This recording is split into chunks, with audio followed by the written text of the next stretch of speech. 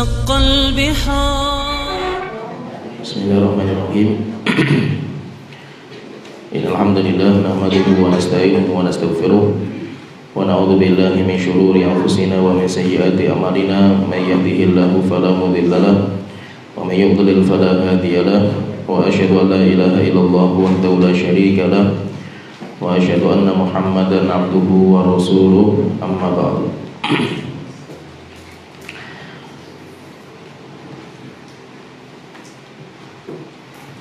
Telah kita sebutkan perjalanan syariat sampai lengkap,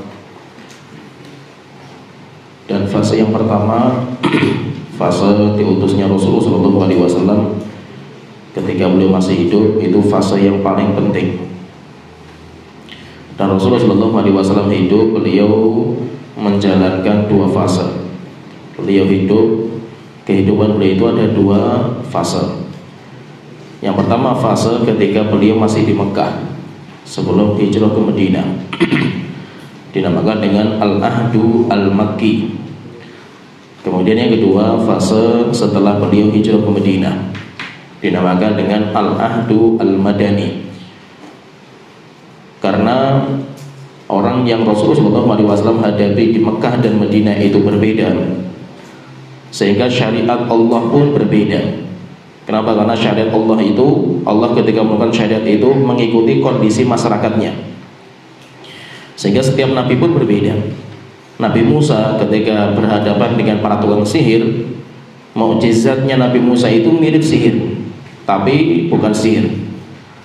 Nabi Isa ketika berhadapan dengan masyarakat yang suka dengan pengobatan, Allah memberikan mukjizat kepada Nabi Musa, pengobatan yang lebih hebat, bisa mengobati orang mati, bahkan bisa menciptakan burung dari tanah liat, bisa mengobati orang-orang yang dalam segi kedokteran zaman itu nggak bisa. Demikian juga Rasulullah SAW ketika beliau berhadapan dengan corak masyarakat yang berbeda juga, maka Allah ketika memberikan mukjizat pun berbeda-beda. Maka kondisi di Mekah itu jelas beda dengan Madinah. Di Mekah Rasulullah SAW telah kita sebutkan, beliau berhadapan dengan agama-agama musyrik, agama-agama yang dia itu bukan agama tauhid, dari Majusi, penyembah api, demikian juga Romawi, mereka orang Kristen, tapi agama mereka sudah berubah menjadikan Nabi Isa sebagai anak Tuhan. Padahal dalam agama Kristen yang murni itu Nabi Isa itu nabi. Sebagaimana dalam surat Maryam itu, Inni Abdullah ataniyal kitab wa ja'alani nabiyya. Nabi Isa sendiri yang mengatakan, saya itu hamba Allah, Allah menurunkan kepada saya kitab suci dan Allah menjadikan saya nabi. Kemudian orang-orang Yahudi yang mereka punya ilmu, tapi memang mereka pengen melawan ilmu itu, nanti akan dihadapi ketika di Madinah, berbeda konteksnya berbeda. Demikian juga Rasulullah berhadapan dengan orang-orang musyrik, penyembah berhala, menyembah patung, kuburan, pohon, batu, untuk mendekatkan diri kepada Allah Ta'ala. Mereka tahu Allah Ta'ala. Orang kafir Quraisy bukan berarti mereka jahiliyah itu nggak kenal Allah Ta'ala. Mereka faham Allah Ta'ala, tetapi mereka berbuat kesyirikan dengan menjadikan perantara sampai kepada Allah Ta'ala. Maka Rasulullah SAW itu berhadapan dengan corak masyarakat seperti ini, sehingga ketika corak masyarakat itu masih kesyirikan, maka dakwah paling utama beliau dakwah tauhid. Dakwah beliau adalah dakwah tauhid. Kemudian juga Rasulullah sudah mulai membersihkan akhlak yang rusak, akhlak-akhlaknya orang Arab jahiliyah.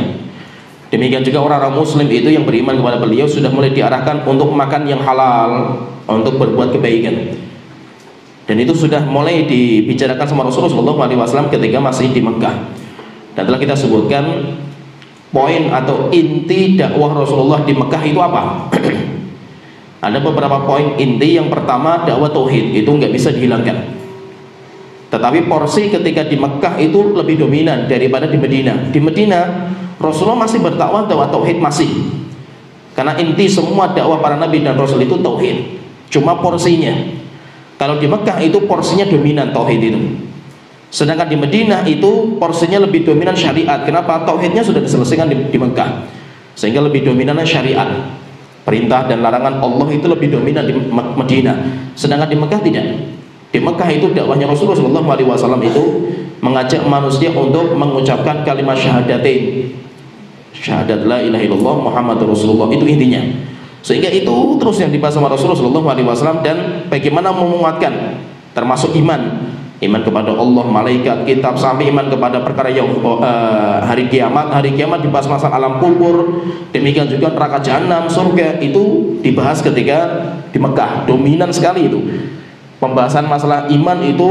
Kalau kita membaca ayat-ayat Makkiyah itu dominan sekali pembahasan, hampir mayoritas pembahasannya itu. Ini yang pertama. Kemudian yang kedua, Rasulullah SAW dan dakwah tauhid itu, karena dominan atau inti dakwah tauhid itu bagaimana manusia itu menyembah Allah Ta'ala. Tauhid itu apa intinya? Bagaimana orang itu menyembah Allah, mentauhidkan Allah dalam ibadah. Maka pendekatannya itu lewat tauhid rububiyah. Diajak manusia itu berpikir tentang penciptaan alam semesta, bahwasanya berhala itu nggak bisa menciptakan. Bahkan berhala itu kalau ada lalat hinggap saja, lalat saja nggak bisa melahan itu. Berhala itu nggak bisa membela diri itu, apalagi membela penyembahnya. Itu sudah mulai diajak bicara itu, diajak mulai berbicara. Bahkan ada sebuah ayat diturunkan waktu itu, ada seorang sahabat yang dengar. Sahabat itu dia itu mendengar, dia masih belum muslim waktu itu. Ketika mendengar firman Allah Ta'ala, am khuliqu min ghairi syai'in am humul khaliqun, apakah mereka manusia itu diciptakan tanpa sesuatu yang menciptakan, yaitu muncul tiba-tiba tanpa ada yang menciptakan. Amhumul khaliqun, apakah mereka sendiri yang menciptakan diri mereka sendiri? Kata sahabat ini mengatakan, kada qalbi an yatir, jantung saya itu mau copot mendengar kalimat itu. Setelah itu beliau mengatakan, wa hadza awwalu ma waqara iman fil qalbi, dan ayat ini yang pertama kali membuka keimanan dalam hati saya. Kenapa? Karena Allah berbicara dengan akal.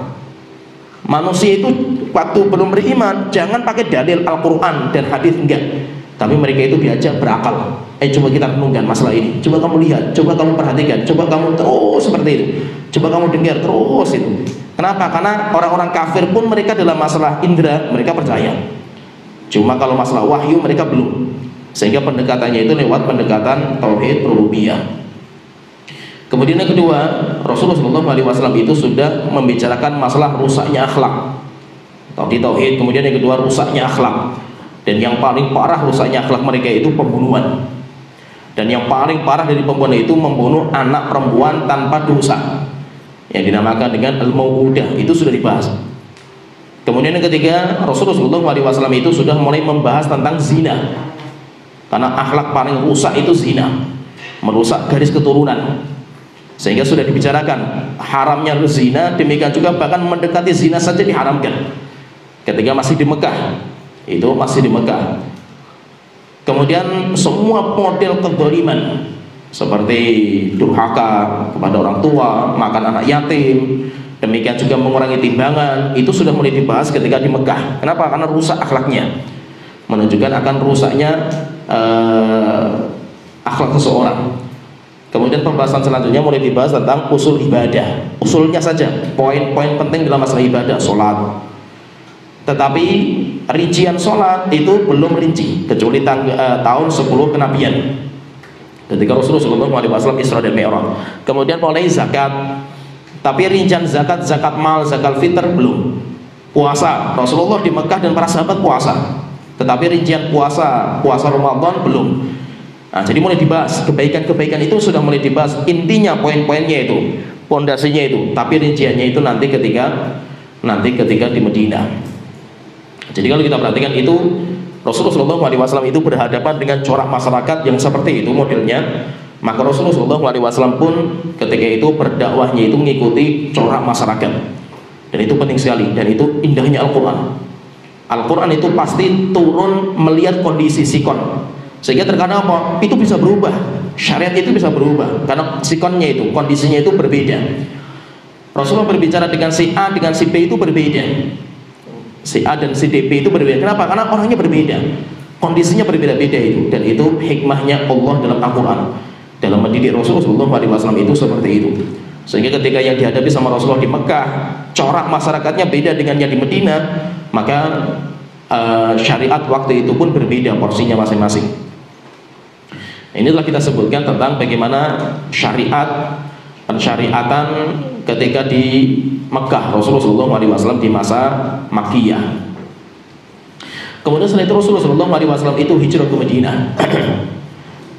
Rasulullah SAW di Mekah itu berapa tahun? 13 tahun. Rasulullah SAW di Mekah 13 tahun. Sampai akhirnya Rasulullah SAW dan para sahabat diizinkan untuk hijrah. Pertama hijrah itu ke Habasyah 2 kali. Hijrah pertama, kemudian kaum muslim pulang, kemudian beritanya rupanya nggak benar. Setelah itu hijrah lagi ke Habasyah yang kedua. Setelah itu baru hijrah yang ketiga. Dan dinamakan dengan hijrah itu hijrah yang ketiga. Dinamakan muhajirin, orang yang hijrah itu hijrah dari Mekah menuju Madinah. Dan ketika Rasulullah SAW itu hijrah ke Mekah, ke Madinah itu termasuk hikmah. Terkadang meninggalkan sesuatu yang afdol demi mencari yang mafdul, terkadang dalam kondisi tertentu itu dibolehkan, bahkan dianjurkan. Ini ada afdol itu paling mulia. Ada yang mafdul itu kekuatannya atau kebaikannya di bawahnya itu. Tapi terkadang kita itu malah dianjurkan ngambil yang mafdul daripada yang afdol. Kenapa? Karena maslahat dan madharatnya itu berbeda. Contohnya misalkan kalau kita lihat antara Mekah dan Madinah, 2 kota itu, mana yang lebih utama? Jelas Mekah, nggak ada yang bisa mengalahkan Mekah. Hatta Madinah kalah jauh. Kenapa? Di Mekah ada Ka'bah. Dan sholat di Ka'bah itu, sholat di Masjidil Haram, pahalanya berlipat-lipat melebihi Madinah. Tapi kenapa Rasulullah SAW itu tinggalkan Mekah? Beliau pergi ke Madinah. Padahal Madinah itu keutamaan kotanya jauh dibandingkan dengan Mekah itu. Kenapa? Karena ada maslahatnya. Bayangkan Rasul itu meninggalkan kesyirikan.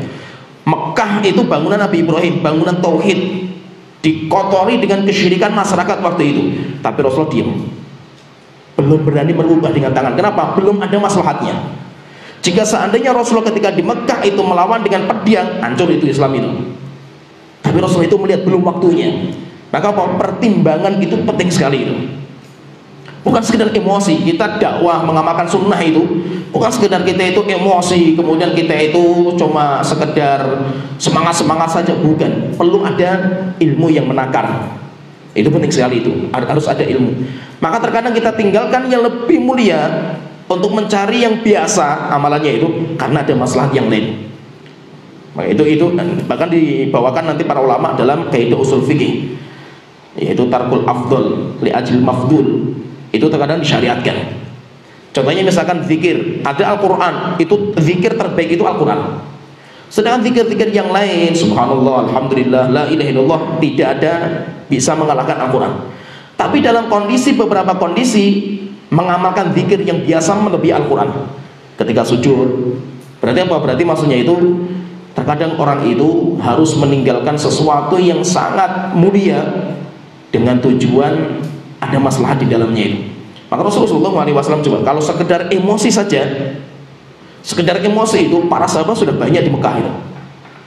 Dan ketika di Mekah belum dibolehkan berjihad dengan pedang, tidak dibolehkan.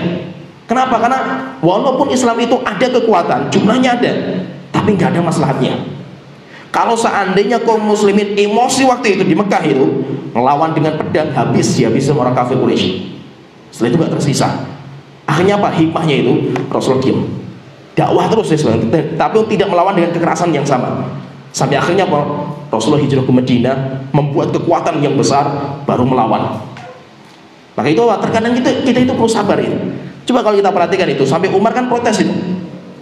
Umar bin Khattab saya protes kan, karena kan di Mekah itu kita cuma diam saja ini. Sampai akhirnya Umar datang ke Rasulullah, ya Rasulullah, kita itu sudah kuat itu.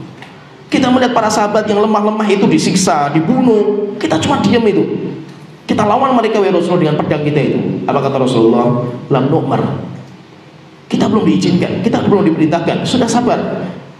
Ya, belum diizinkan. Sampai akhirnya Rasulullah hijrah ke Madinah. Ketika sudah di Madinah punya kekuatan, baru udzina lil ladzina yuqataluna bi annahum dzulimu. Boleh bagi orang yang sekarang diperangi karena mereka itu terzalimi, boleh membalas. Kenapa? Karena kaum muslimin sudah punya kekuatan. Akhirnya apa? Terjadilah peperangan demi peperangan. Kenapa? Islam sudah kuat. Sehingga apa? Dalam menjalankan sunnah, menjalankan kebaikan itu tidak bisa cuma sekedar semangat membabi buta. Perlu ada ilmu yang menakar, kadarnya harus berapa itu. Oleh itu kata para ulama membahas penting sekali masalah ini. Hikmah, orang itu harus bijak. Bijak itu apa? Menempatkan sesuatu pada porsinya masing-masing. Dan bijak itu muncul karena dua sebab, kata para ulama itu. Al-hikmah itu muncul karena dua sebab. Yang pertama quwwatul ilmi. Yang pertama kekuatan ilmu. Dia itu punya ilmu itu. Ilmu itu ada. Orang itu punya ilmu yang kuat itu. Kemudian yang kedua, dia itu punya kekuatan semangat untuk mengamalkan. Jadi semangat sama ilmu. Ini kalau bergabung jadi satu, munculnya kebijaksanaan. Kata para ulama, jika ada orang dia itu punya ilmu tapi nggak punya semangat, nggak punya keberanian, akhirnya apa? Jadi orang pengecut. Dia tahu kebenaran tapi nggak berani ngomong, diem tok gitu. Kenapa? Karena dia itu nggak punya keberanian itu. Kata para ulama apa? Orang yang diam terhadap kebenaran, syaitanun akhras. Ada orang dia punya kebenaran, tahu ilmunya itu, tahu kebenaran, tapi nggak berani menampakkan, tidak berani mengomongkan itu. Kenapa? Takut. Akhirnya apa kata para ulama? Itu syaitan yang akhras, syaitan bisu orang itu. Itu syaitan yang bisu. Kemudian yang kedua, kalau ada orang punya semangat luar biasa itu, tapi nggak punya ilmu, akhirnya apa? Jadinya arogan. Jadinya arogan. Sehingga ini ada dua pembahasan penting sekali, yaitu kita dalam menjalankan agama itu perlu antara dua ini. Kita punya keberanian, berani itu harus. Tetapi jangan cuma sekedar modal berani, gerutu-gerutu, Allahu Akbar, kita lawan mereka itu. Bukan. Kita harus punya ilmu untuk menakar itu. Kalau kita menghadapi seperti ini, perlawanan seperti ini, dengan cara apa yang terbaik? Apakah dengan dilawan dengan pedang, atau kita harus mengalah mundur sebentar, atau kita, itu caranya ada, dan itu harus ada ilmu. Oleh itu ketika ilmu kuat, kemudian keberanian itu kuat, maka nanti munculnya hikmah. Dan Rasulullah SAW itu luar biasa. Sehingga ketika beliau di Mekah sabar, sampai ketika Rasulullah itu sama Abu Bakar itu berjalan melewati Yasir, satu keluarga, Yasir, Sumayyah istrinya, anaknya Ammar, disiksa sampai akhirnya Yasir disembelih mati. Sumayyah istrinya ditombak kemaluannya, meninggal juga itu. Ammar disiksa sampai nggak kuat dia itu, sampai akhirnya mengatakan kalimat kufur. Ammar bin Yasir itu sampai akhirnya takut. Setelah itu datang ke Rasulullah, ya Rasulullah, saya nggak kuat disiksa itu, sampai saya terpaksa mengatakan kalimat kufur. Terus bagaimana iman saya itu? Maka Allah Ta'ala turunkan ayat, illa man ukriha wa qalbuhu mutmainnun bil iman, kecuali orang yang dipaksa kalimat kufur, kemudian dia itu terpaksa mengatakan tapi hatinya masih kokoh di atas keimanan, itu nggak ada masalah. Ketika Rasulullah melewati keluarga yang sedang disiksa itu, apa kata Rasulullah itu? Rasulullah lewat itu. Bukan Rasulullah mengatakan ayo kita perangi, kita lawan mereka, pukuli juga itu, tendang juga itu. Rasulullah, apa kata Rasul kepada mereka? Sabrun ya ala Yasir, sabar wahai keluarga Yasir, fa inna mau'idakumul jannah, karena tempat tinggal kamu itu surga. Coba kalau kita perhatikan itu, orang kalau melihat Rasulullah itu berarti pengecut, penakut itu. Mosok kita didolimi diem saja itu. Bukan masalah penakut dan tidaknya, tapi Rasulullah itu menimbang maslahat dan madaratnya. Contohnya misalkan sekarang kita lihat dakwah sunnah banyak yang didemo sekarang itu. Sekarang yang ramai kan di Tulung Agung, di demo besar-besaran, gak main-main itu, dan itu sudah terjadi di mana-mana. Kalau kita menghadapi kondisi seperti ini itu sebagaimana itu? Nanti coba perhatikan itu. Orang yang punya ilmu dan punya keberanian itu akan muncul kebijaksanaan. Dia bisa menimbang, menakar-nakar itu. Kita harus kayak apa ini? Kalau seperti ini nanti maturnya kayak gini. Kalau seperti ini nanti hasilnya kayak gini. Bisa ditakar-takar. Kalau orang nggak punya ilmu, dia punya semangat, sunnahnya, wah, ayo perangi juga, bawa parang sekalian itu. Mati mati kan itu. Saya mati syahid itu. Bukan mati syahid, mati sangit kalau seperti ini kan itu. Matinya sangit kayak gini, bukan mati syahid kan itu. Maka terkadang kita itu mendiamkan, biarkan kita nggak bisa melawan. Kenapa? Kita lawan kita yang hancur gitu. Sehingga apa? Itu untuk menakar sikap kita itu kayak apa? Itu penting sekali. Oleh itu ketika Rasulullah SAW masih hidup, wahyu itu masih turun. Rasulullah SAW itu dalam bersikap itu terus dipantau dengan wahyu itu. Sehingga ketika beliau itu mengatakan diam, kita jangan melawan. Sampai Rasulullah hijrah, bayangkan itu, ngalah kan gitu. Kayak apa itu? Kalau orang melihat kan Rasulullah itu kok lemah sekali itu, sampai rela hijrah gitu, meninggalkan kota suci yang paling mulia yaitu Mekah itu. Tapi apa? Rasulullah ketika hijrah itu beliau punya pandangan jauh sekali itu. Memang sekarang kita itu ngalah, tapi bukan berarti kita itu terus seperti ini. Kita akan kumpulkan kekuatan, nanti kita lawan lagi itu. Sampai akhirnya apa? Sampai akhirnya kan terakhir Islam jaya. Begitu Rasulullah SAW itu ketika beliau hijrah, beliau itu tinggalkan tempat yang paling mulia yaitu Mekah. Tapi apa? Demi maslahat. Maslahatnya apa? Maslahatnya dakwah. Maslahatnya itu dakwah. Maka itu perhatikan di sini, penting ini perlu saya sampaikan. Perlu saya sampaikan ya.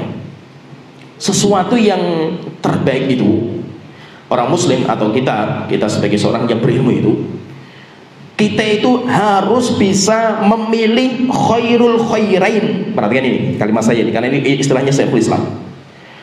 Kita itu harus bisa memilih yang terbaik dari yang baik-baik. Itu namanya fikih.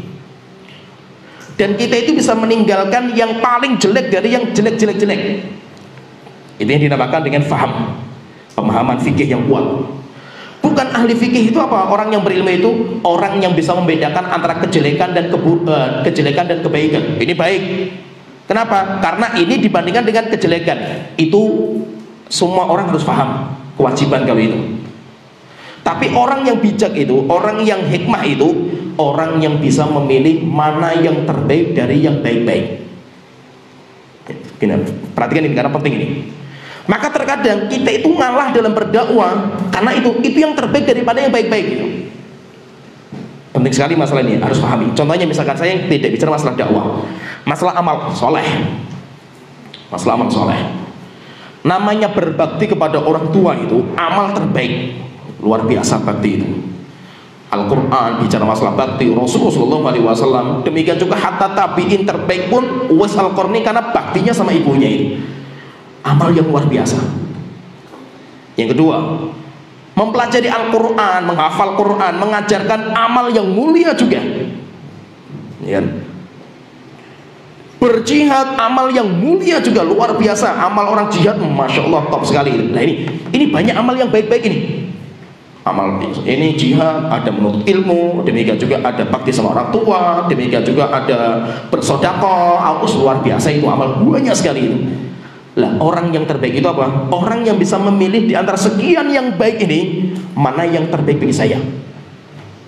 Gimana, tergambar? Paham ya? Paham ini, penting ini. Maka apa? Kita jangan mematok kebaikan terbaik itu cuma satu pada semua orang. Itu bukan fikih, itu bukan hikmah. Tapi yang namanya bijak itu, setiap orang itu punya jalan terbaik masuk surga. Ini perhatikan ucapan saya ini. Memang bakti sama orang itu tua itu amal terbaik bagi orang yang memang pintunya di situ. Menghafal Quran, mempelajari Quran itu adalah jalan terbaik masuk surga bagi orang yang diberikan bakat oleh Allah Ta'ala di situ. Orang yang dia itu berjihad, kekuatan pedangnya itu seperti singa-singa Allah Ta'ala, terbaik bagi orang yang diberikan kemampuan sama Allah di situ. Maka itu apa? Setiap orang itu punya jalan terbaik yang Allah pilihkan. Tinggal kita itu bisa mengambil nggak? Mana ya yang terbaik bagi Allah Ta'ala? Contohnya saya contohkan, perhatikan ini. Maksudnya ini biar antum paham itu. Biar antum itu paham. Ini saya contohkan saya sendiri. Saya seorang penuntut ilmu, saya punya ilmu. Sekarang di depan saya itu banyak kebaikan-kebaikan yang luar biasa di depan saya itu. Saya masih punya orang tua, alhamdulillah. Kalau saya bakti sama orang tua, itu amal terbaik saya. Ya kan? Saya juga punya ilmu sehingga saya berdakwah. Tapi untuk menggabungkan antara dakwah dan ilmu saya berat sekali saya itu. Saya juga masih punya pintu untuk masuk surga dengan cara sedekah. Saya kerja bisa. Tapi kalau saya kerja cari uang, saya nggak bisa dakwah, saya nggak bisa berbakti. Berjihad bisa juga mungkin saya berangkat ke luar negeri misalkan, perang sana itu sampai nanti saya mati di sana itu. Beberapa teman saya kan berangkat kayak gitu, berangkat ke Suriah waktu awal-awal perang, ikut perang di sana mati. Nah, sekarang ini banyak amal soleh yang di depan saya itu. Ini mana yang terbaiknya? Seorang muslim itu bukan hanya apa, ini sajalah saya kerjakan.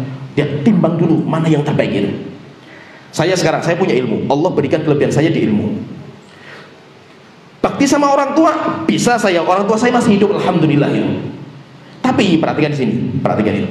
Kalau saya itu berkumpul sama orang tua, bakti sama orang tua, ilmu saya nggak berkembang, nggak ada manfaatnya. Di rumah saya, di kampung saya, ilmu nggak ada manfaat.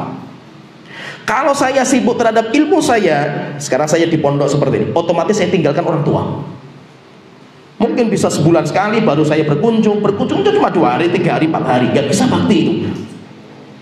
Nah sekarang kalau saya seperti ini, terus mana yang saya pilih? Gimana, paham ya?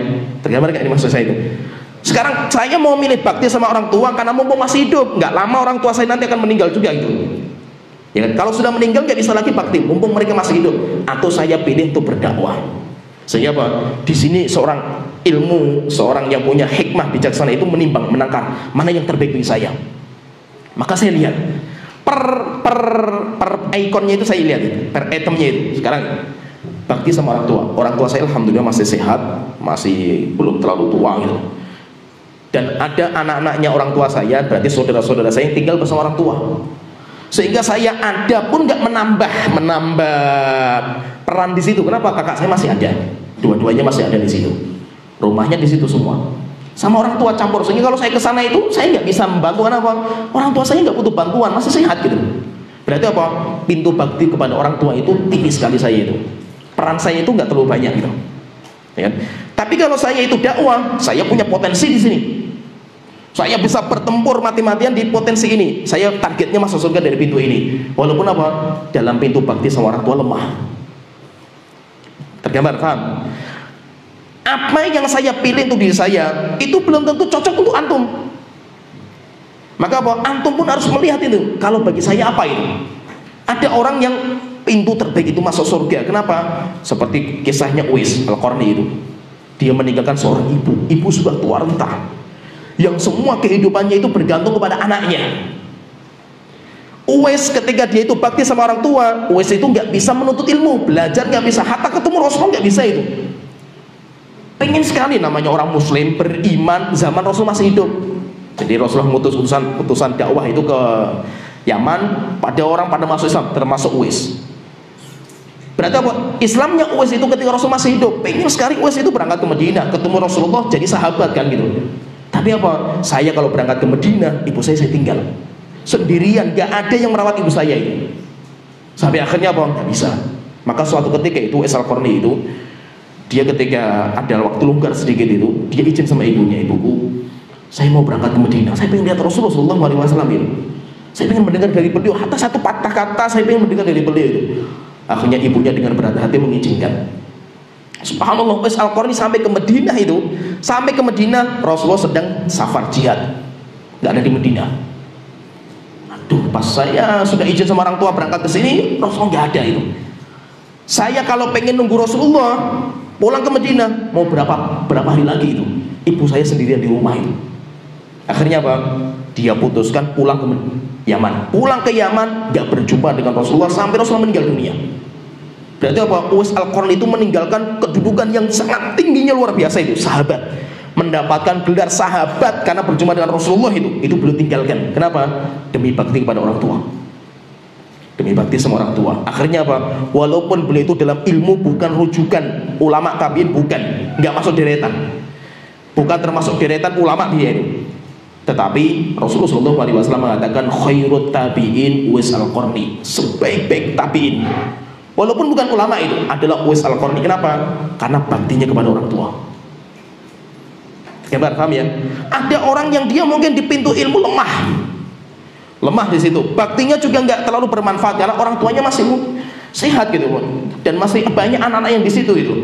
Tetapi ada pintu yang lain, pintu jihad. Nah, maka yang terbaik apa? Berjihad di jalan Allah. Maka itu orang itu bisa menilai setiap kita itu. Antum sekarang sudah belajar, antum punya ilmu itu. Amal yang terbaik bagi saya itu apa? Sekarang mumpung antum masih muda, masa muda itu nggak berulang itu. Mumpung antum itu sekarang masih nggak ada kesibukan kecuali satu di hadapan antum nggak, belum punya istri, belum punya anak, belum punya kerjaan, belum punya apa-apa itu. Itu kesempatan terbaik untuk memilih itu. Jalan apa yang terbaik? Maka seperti antum itu memang yang terbaik itu belajar, karena belajar nggak akan berulang.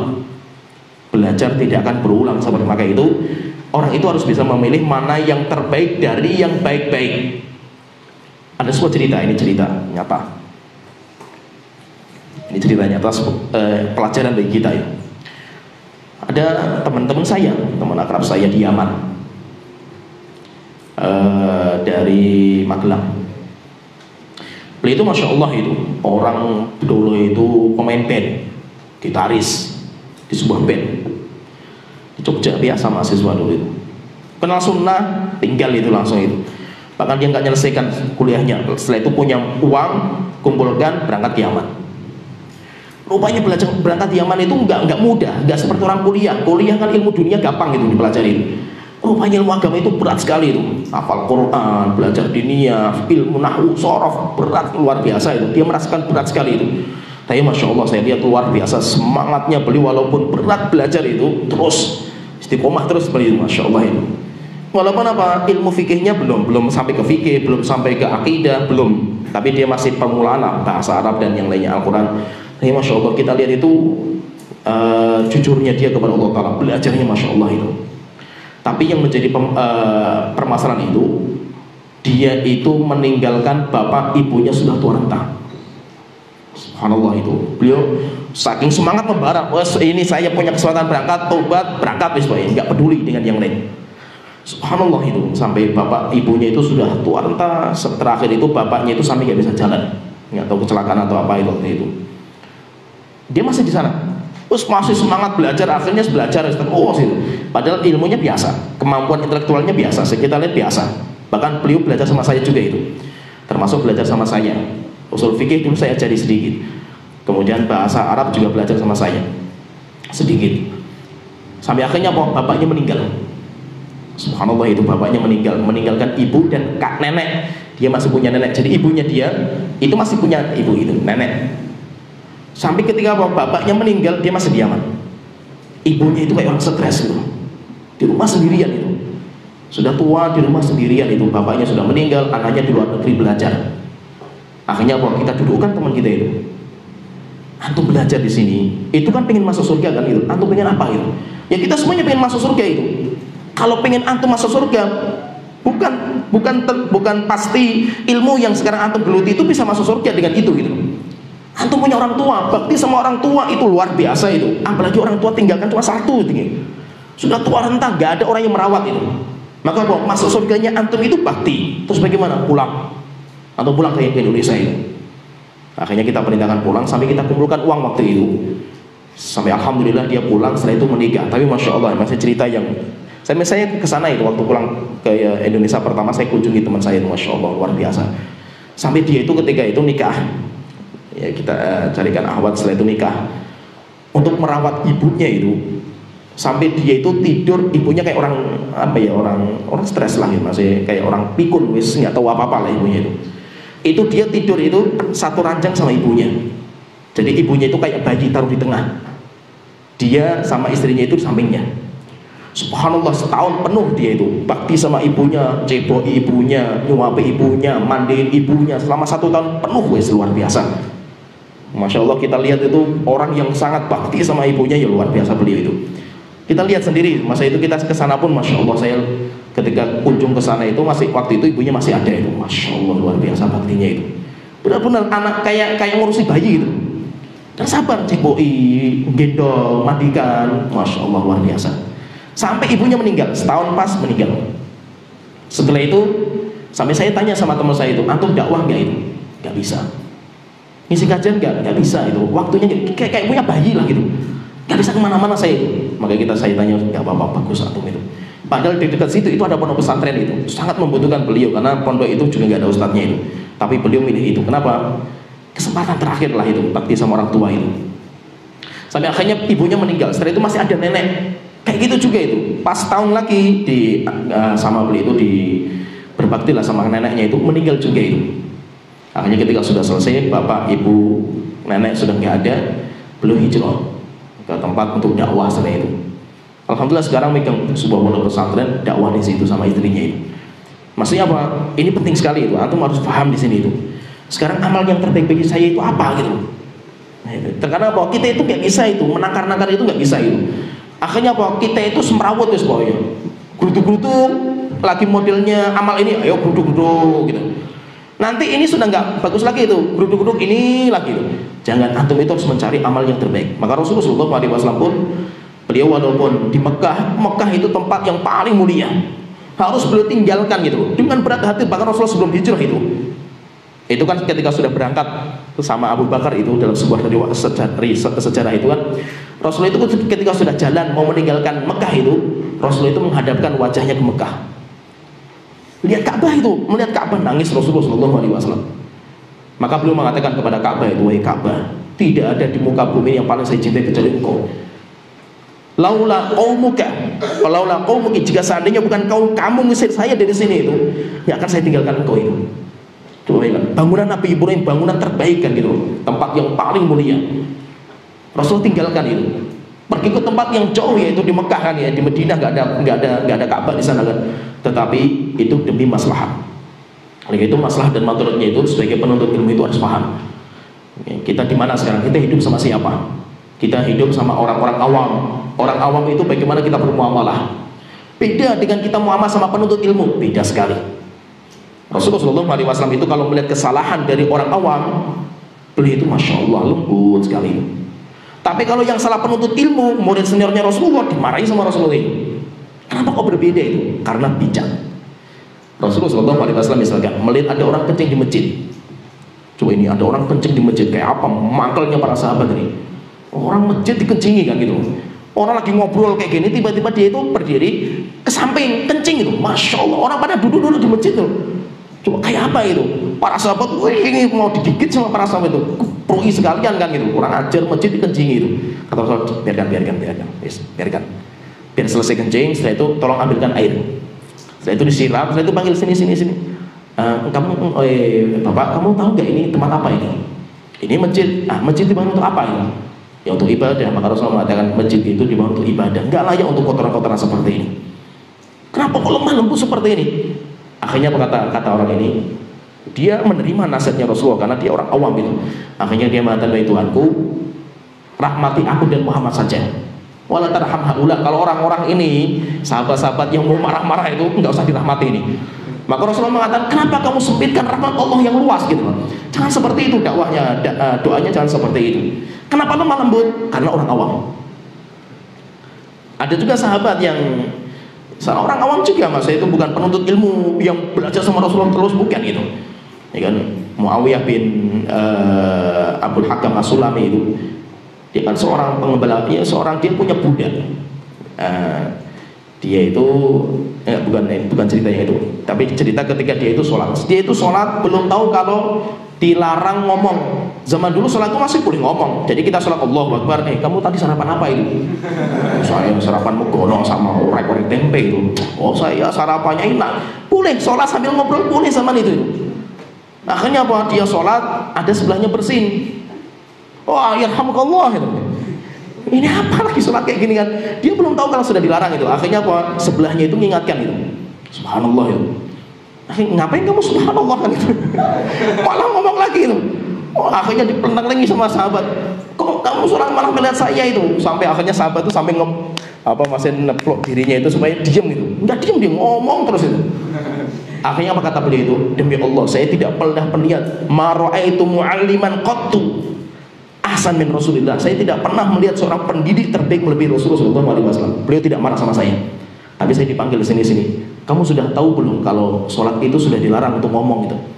Bicara maksudnya. Belum ya Rasulullah. Akhirnya dibacakan ayatnya itu. Wa qumu lillahi qanitin. Berdiri untuk sholat dalam kondisi qanitin, diam, sakitin, jangan ngomong itu. Nah, muamalahnya beda. Tapi coba perhatikan itu. Ketika Mu'adz bin Jabal jadi imam, setelah bersama Rasulullah jadi makmum, pulang ke kampungnya jadi imam. Di kampungnya itu ada masjid itu. Semangatnya luar biasa Mu'adz bin Jabal ini. Akhirnya sholat isya membaca surah Al-Baqarah. Umat semua itu Baqarah, padahal petani, orang Madinah, orang petani capek itu. Akhirnya ada satu orang tua keluar dari jamaah, sholat sendiri di belakang, pulang.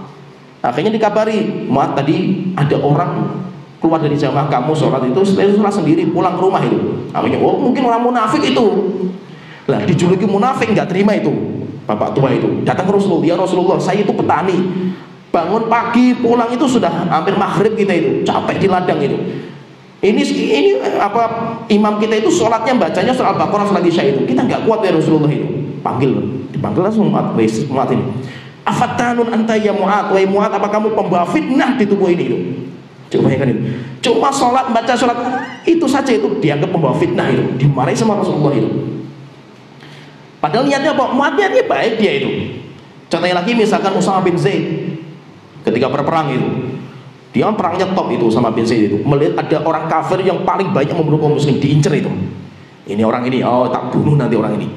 Akhirnya dalam kondisi sudah terdesak orang-orang kafir ini, dikejarlah itu orang yang paling banyak membunuh itu.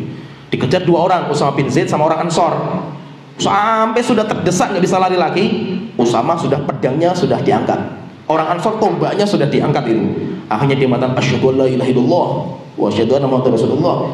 Akhirnya orang Ansar selesai tombaknya ditaruh, karena dia muslim. Usama nggak terima.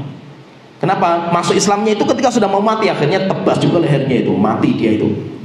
Beritanya sampai ke Rasulullah itu. Apa kata Rasulullah? Dipanggil sama itu, benar nggak kamu itu membunuh orang yang sudah syahadat? Benar wahai Rasulullah. Tapi mungkin dia itu kan mengucapkan itu karena takut pedang. Maka Rasulullah mengatakan afala syaqaqta an qalbi. Kenapa nggak kamu bedah dulu hatinya itu supaya kamu cek dia itu mengucapkan la ilaha illallah itu kenapa itu? Akhirnya saking takutnya dimarahi sama Rasulullah sampai dia mengatakan, ya Rasulullah, tolong maafkan saya. Rasulullah mengatakan, wahai Usama, bagaimana nanti di hari kiamat ketika ucapan la ilaha illallah orang itu nanti membantah kamu di hari kiamat itu. Terus minta lagi, wahai Rasulullah, tolong maafkan saya. Bagaimana ucapan la ilaha illallah itu kalau membantah kamu di hari kiamat? Sampai coba perhatikan itu. Usama bin Zaid sampai mengatakan, demi Allah, jika seandainya waktu Rasulullah marahi saya waktu itu, saya itu belum masuk Islam, saya apa? Takutnya dimarahi sama Rasulullah sallallahu alaihi wasallam. Nah, pertanyaan di sini, kenapa kok malahnya berbeda itu? Ini salah orang Badui kencing di masjid kayak apa parahnya itu? Dengan Usama bin Zaid yang berjihad keliru dalam masalah untuk membela agama Allah Ta'ala, tapi muamalahnya Rasul berbeda itu. Itu yang dinamakan dengan apa? Hikmah, kebijaksanaan. Sehingga kita muamalah sama siapa itu atau harus paham sekali. Orang Rasul itu paham sekali masalah itu. Sehingga apa? Muamalah sama orang kayak gini harus seperti gini caranya. Muamalah sama orang seperti ini harus kayak gini caranya. Itu namanya orang yang bijak. Orang yang bijak, bukan orang itu apa? Saya itu sikap saya kayak gini itu.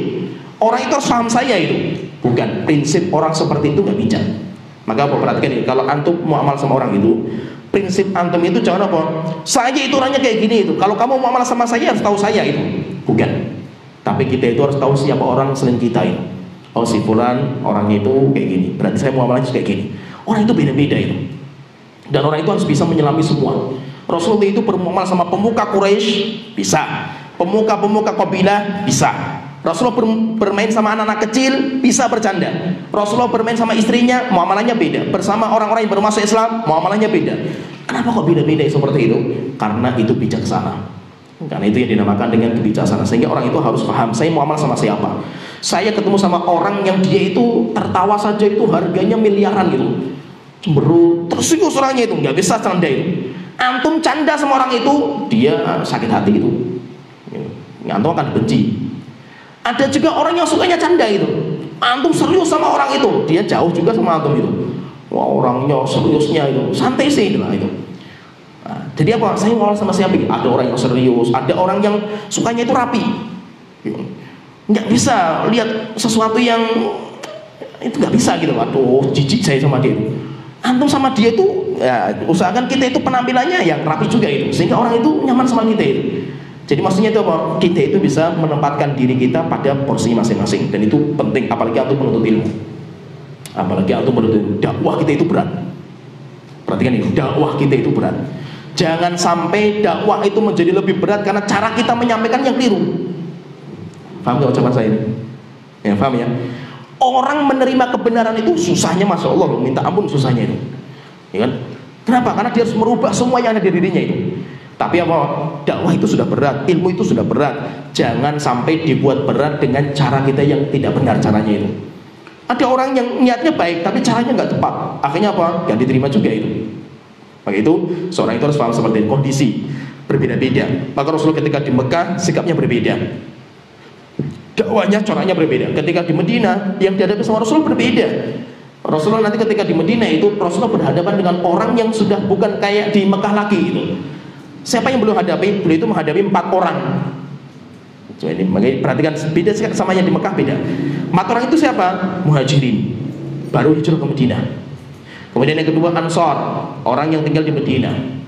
Kemudian orang munafik yang mereka zahirnya itu Islam. Kemudian orang Yahudi ada 3 kabilah di situ. Cuma beda, ini coraknya beda. Kenapa? Karena di Madinah itu mayoritas Islam. Mayoritas Islam. Mekah minoritas. Sehingga kondisinya berbeda. Akhirnya Rasulullah SAW atau Allah mendidik Rasulullah SAW ketika berdiri itu beda sekali dengan yang di Mekah. Demikian juga Pak antum dalam berdakwah. Nanti antum akan merasakan itu. Antum berbicara kepada siapa?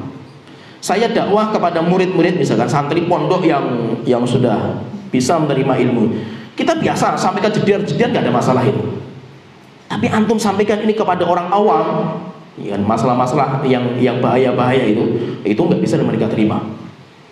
Maka itu beda. Ada sebuah ilmu, inilah yang disampaikan atau bukan. Ini layak untuk kita sampaikan sekarang atau bukan. Itu namanya hikmah. Kita bisa menakar, jangan disampaikan dulu.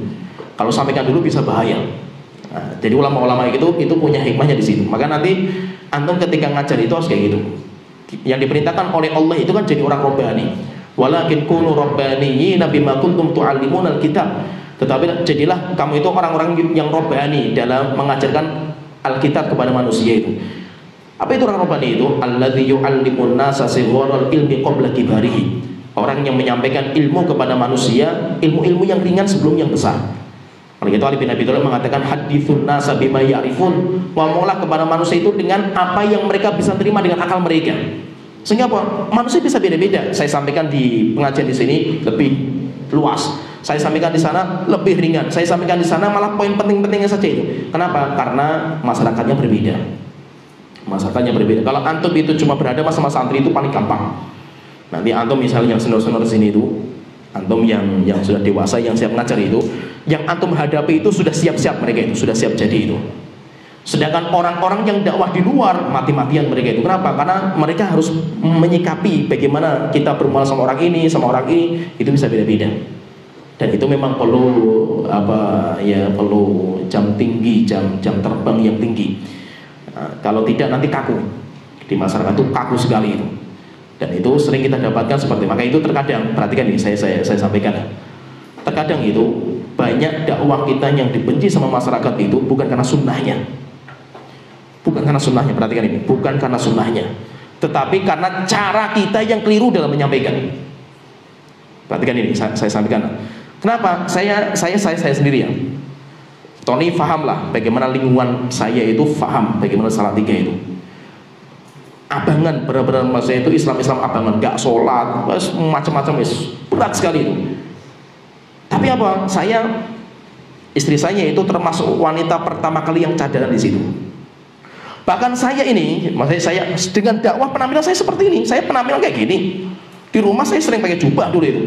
Awal-awal memang dianggap orang bingung ini Saulin mau kemana nih Pak Saulin itu? Pernah saya domeng kayak gitu, Saulin bayangkan itu.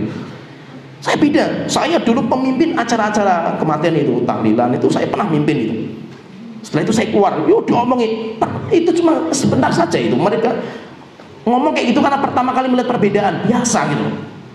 Tapi dengan akhlak kita yang lembut, kita sama masyarakat lembut, banyak orang itu yang simpatik sama kita. Dan setelah itu apa? Nggak ada masalah gitu. Bahkan saya itu sampai masa-masa saya pertama kali dakwah di kampung itu, sampai saya itu bisa mondokkan orang-orang kampung yang nggak pernah ngaji itu. Bapak ibunya masih belum sholat itu, anaknya bisa saya pondokkan itu. Ya Ton, berapa itu Ton yang saya pondokkan itu? Banyak yang saya pondokkan itu. Walaupun ada yang berhasil, ada yang tidak. Tapi apa? Banyak yang saya pondokkan. Bahkan ada seorang ini, maksudnya seorang tokoh, seorang kiai besar di situ. Paling anti sama yang apalagi namanya Al-Irsyad, kalau namanya Al-Irsyad, Wahabi ya dikenal, yang dikenal Al-Irsyad. Antinya luar biasa itu. Saya datangi setiap hari, ajak ngobrol, nggak bahas masalah khilafiyah, habis. Ngobrol kerjaan gimana, ini. Besok datang lagi bawa hadiah terus. Sampai akhirnya saya bahas anaknya. Anaknya yang pripun iki Pak itu. Aduh susah anak saya itu pondok wis. Tak pondok kemauan Pak itu. Akhirnya ya terserah. Bayangkan mau tak pondokkan itu ke Jogja waktu itu, Gunung Kidul itu. Sampai saya ke sana itu nyewa bis itu, enggak main-main itu karena banyak saya pondokkan dan kebanyakan saya pondokkan itu orang awam semua, orang tuanya itu. Nah, ini yang paling berat itu yang ini, tokoh ini. Saya waktu itu ini cerita ya. Waktu itu saya ngomong sama Pak Kiai ini, Pak, Ini nanti saya mau nganter ya pakai bahasa halus lah itu, nganter ke sana itu jenengan badai apa tindakan apa mau ikut nggak itu mas itu? Ya ngomong bahasa Jawa halus pokoknya itu. Waktu itu masih ngelotok bahasa itu. Sekarang hilang bahasa Jawa halusnya itu. Enggak, saya tuh waktu ini jam segini saya sibuk, saya nggak bisa. Oke, nggak apa-apa pak. Nah yang penting kita antar bareng-bareng. Saya ke sana juga itu. Sudah kita nyewa semua, terus kita siapkan. Mau berangkat, itu ikut rupanya. Aduh, ikut pusing saya ini. Saya ikut malah pusing gitu. Kenapa? Karena kan kita dari awal gemborkan kita itu bukan al-irsad, kita itu bukan Wahabi, kita itu Islam moderat lah gitu. Islam moderat kita itu sama Islam. Saya itu enggak. Jadi mereka itu senang itu, orang-orang itu senang. Akhirnya nggak ikut itu malah alhamdulillah saya itu. Alhamdulillah nggak ikut itu. Jadi nggak kebongkar rahasia saya kan di sana itu. Alhamdulillah nggak ikut kan. Subhanallah mau hari H, mau ikut, aduh pusing saya itu, aduh ini kalau ketahuan bisa rusak nama saya nanti di sana itu.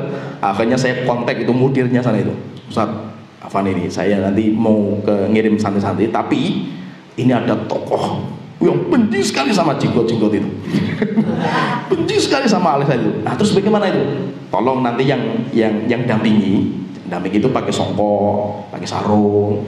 Cari orang yang bahasanya bener bahasa Jawa halus pokoknya itu. Dan tolong yang cadaran-cadaran itu singkir-singkiran dulu pak. Ya kita datang ke sana itu kita tak ngobrol santai sambil sana, masya Allah. Memang sama mudirnya itu dipilihkan orang-orang Jawa-Jawa yang pelotok bahasanya itu. Pakai songkok, pakai sarung, sorbannya taruh sini. Wah disambut, gimana pak? Pulang, masya Allah pondok anak saya top wis. Walaupun nanti kebongkar juga itu, tapi kan nggak ada masalah. Nantinya kebongkar, tapi alhamdulillah dari situ sudah banyak yang kenal sunnah itu. Dan alhamdulillah banyak masih itu strategi gitu, itu punya strategi gitu. Jangan apa, kamu nggak terima dakwah sunnah, kamu memang orang itu susah diatur lah itu. Bukan, akhirnya kok ayo gontok-gontokan. Kita bukan rebutan parkir gitu itu.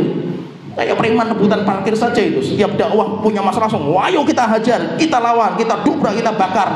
Apa ini dakwah seperti itu? Kita nggak bisa seperti dakwah itu. Ya memang apa? Orang yang baru ngaji itu memang, masya Allah itu orang baru ngaji kan itu. Namanya orang kita baru ngaji, semangatnya itu. Pokoknya pengennya ada orang nolak itu langsung kita pites gitu.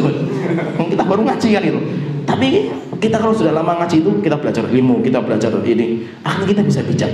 Kapan kita bersikap? Ketika kita misal dipermasalahkan, kita mundur dulu.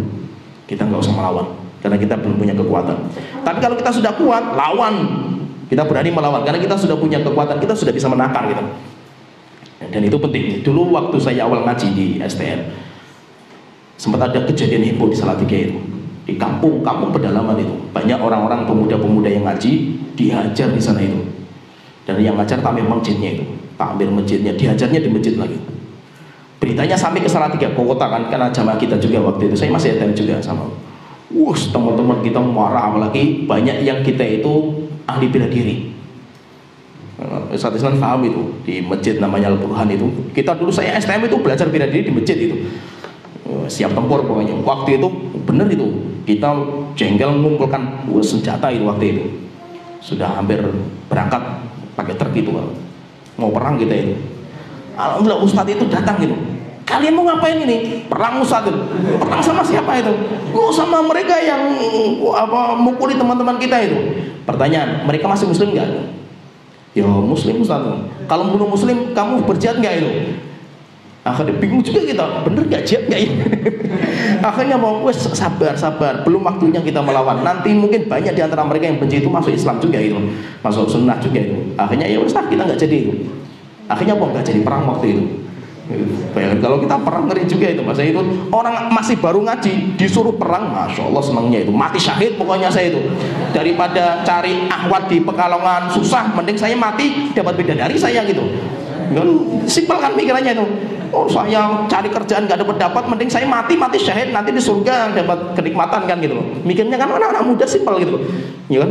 Kalau kita yang sudah dewasa, kita sudah lama terjun itu makinnya panjang gitu. Bukan hanya sekarang kita mikir maslahat nanti kedepannya kayak apa itu. Dan itu butuh ilmu.